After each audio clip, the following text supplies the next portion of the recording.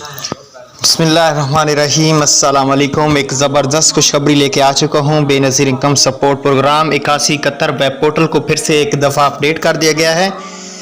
जिन भी ख़वातीन का 8171 पोर्टल पे कार्ड 2 मंथ से 3 मंथ से या 1 साल से जांच पड़ताल शो कर रहा था, तो उन बेनिफिशरी का अब कार्ड पोर्टल पे अहल हो चुका है।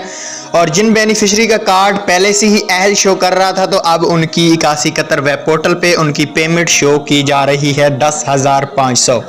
आज फिर एक दफ़ा 8171 वेब पोर्टल अपडेट कर दिया गया है और काफ़ी पंजाब में CNIC में 10,500 की अमाउंट लग चुकी है। अभी बच्चों का कोई भी कन्फर्म नहीं है कि बच्चों की पेमेंट लगेगी भी नहीं, और कन्फर्म इंशाल्लाह जुम्मे वाले दिन से किस्त का बाकायदा तौर पे कैंप साइट पे आगाज़ कर दिया जाएगा। आप लोग 10,500 रुपये अपनी रकम वसूल कर सकते हैं।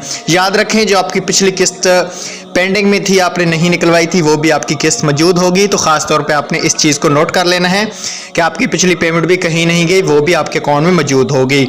उम्मीद है आपको वीडियो पसंद आई होगी। Thanks for watching.